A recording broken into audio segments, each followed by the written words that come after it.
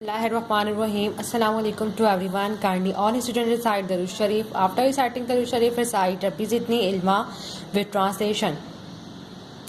So let us start our lecture. In this lecture, we will discuss the remaining question answer of this unit, Unit 10, dispersion of light.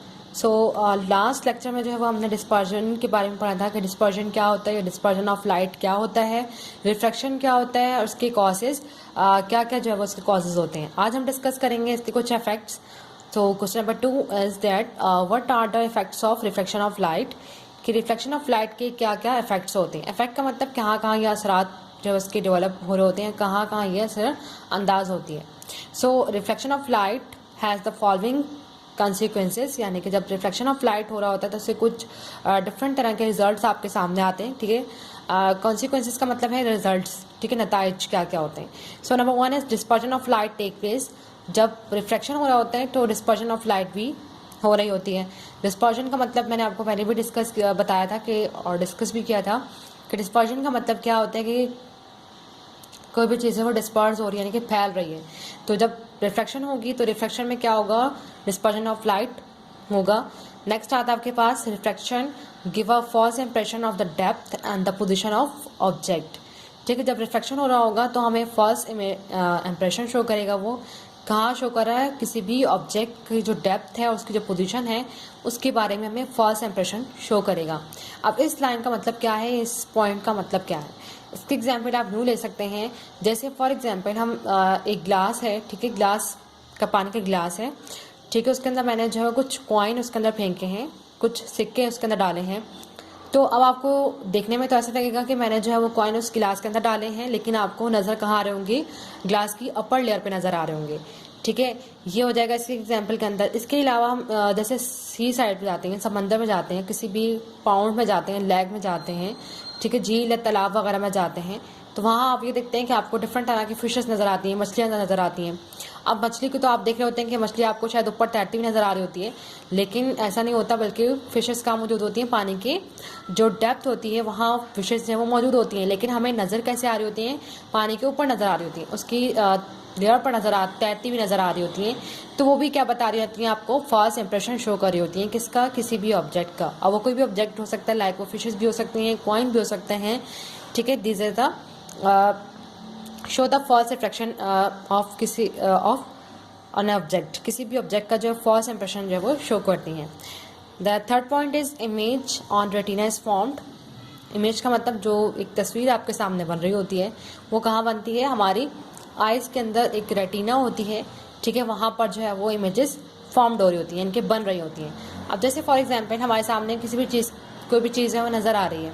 ठीक है, कोई भी wall है, कोई भी window है, किसी भी तरह की जो तस्वीर हमें आंखों में नज़र आ रही है सामने, तो वो जो इमेज है वो कहाँ फॉर्म्ड हो रही है, कहाँ बन रही है, हमारी आइज़ के अंदर एक पार्ट होता है जिसे हम कहते हैं रेटिना. तो उस रेटिना के अंदर ये फॉर्म हो रही होती है. ठीक है, नेक्स्ट पॉइंट आता है आपके पास object half immerse in water appear to be bent at the water surface. जो ऑब्जेक्ट हैं, कोई भी चीज़ें, ठीक है, हाफ जो है वो क्या होती हैं, वाटर के अंदर इमर्स हुई होती हैं, इनके अंदर गई होती हैं, और हाफ जो हमें कैसे नज़र आती हैं, वाटर सरफेस पे वो बेंड हुई, यानी कि मुड़ी हुई नज़र आती हैं.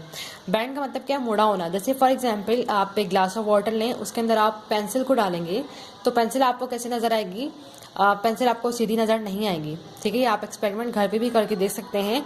ठीक है, पेंसिल आपको सीधी नज़र नहीं आएगी. क्यों सीधी नज़र नहीं आएगी, because of refraction of light. Refraction की वजह से आपने तो पेंसिल सीधी रखी है, लेकिन वो नज़र कैसी आएगी, आपको बेंड हुई नज़र आएगी. इसी तरह ग्लास ऑफ वाटर के अंदर आप स्पून रखेंगे तो स्पून आपको कैसा नज़र आएगा, बेंड हुआ हुआ नज़र आएगा. क्यों नज़र आएगा, because of refraction of light की वजह से जो आपको कैसा नज़र आ रहा है वो बेंड हुआ नज़र आता है. The last point is that total internal reflection take place. Total internal reflection का मतलब क्या है कि लाइट कैसी हो जाएगी, कंप्लीट तौर पर रिफ्लेक्ट हो जाएगी, यानी कि फैल जाएगी, डिस्पर्स होती हुई आपको नज़र आएगी. So this are the effect of reflection of light. जब भी रिफ्लेक्शन ऑफ लाइट हो रहा होगा तो उसमें जो आपको डिफरेंट तरह के जो 6 हमने जो डिस्कस किए हैं, सॉरी 5 जो पॉइंट हमने डिस्कस किए हैं, ये किसी भी रिफ्रैक्शन के कॉन्सिक्वेंसेस हो सकते हैं. ठीक है, कॉन्सिक्वेंसेस का मतलब क्या है कि रिजल्ट या उसके नताइज ये हो सकते हैं या ये होते हैं. ठीक है, नेक्स्ट जो क्वेश्चन आपके पास आता है उसमें आता है describe the process of dispersion of light through prism. Prism के प्रोसेस के ज़रिए से हम क्या बताना चाहते हैं, डिस्पर्जन ऑफ लाइट के बारे में बताना चाहते हैं, ठीक है। जैसे as you know that dispersion of light क्या होता है कि रोशनी का फैल जाना, ठीक है। रोशनी किस तरह से फैलती है, तो हम जब उसको प्रिज्म के थ्रू जो है वो फैलाएंगे, ठीक है। लाइट जब वो प्रिज्म के ज़रिए से कैसे फैलती है, ठीक है, इसको देख लेते हैं। इसमें क्या होता है, dispersion of light through prism. Light जो है वो डिस्पर्जन हो रही है किसके थ्रू, प्रिज्म के ज़रिए से। White light sunlight consist of 7 colour. जो वाइट लाइट है यानी कि जो सनलाइट होती है वो किस पे कंसिस्ट कर रही होती है, 7 कलर पे कंसिस्ट कर रही होती है। When white light is pass through a prism, जब हम सूरज की रोशनी को प्रिज्म के जरिए से पास करते हैं।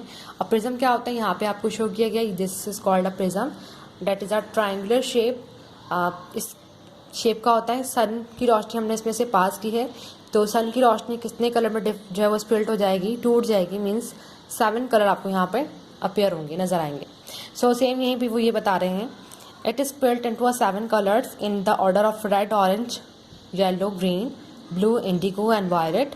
These are the 7 colour. जब वाइट लाइट इस प्रिज्म से पास होगी तो आपको कितने कलर्स नजर आएंगे, 7 कलर्स नजर आएंगे। और वो 7 कलर कौन कौन से हैं, red, orange, yellow, green, blue, indigo and violet. Thus the phenomenon of splitting of light into a different color and different amount of bending is called dispersion of light. अब क्या हो रहा है कि डिफरेंट तरह की जो हमें कलर नज़र आ रहे हैं, स्प्लिट होते हैं। स्प्लिट का मतलब टूटे हुए नज़र आ रहे हैं कलर, डिफरेंट कलर नज़र आ रहे हैं, वो डिफरेंट बेंडिंग अमाउंट होने की वजह से हमें नज़र आ रहे हैं, ठीक है। लाइट क्या होती है, डिफरेंट तरह डायरेक्शन में क्या हो रही है, वो बेंड हो रही है। बेंड होने की वजह से हमें डिफरेंट कलर जो है वो इसमें नज़र आते हैं, ठीक है। इन 2 क्वेश्चन को हम यहीं तक रखेंगे। I hope you have understand this question answer and thank you for watching and अल्लाह हाफिज़।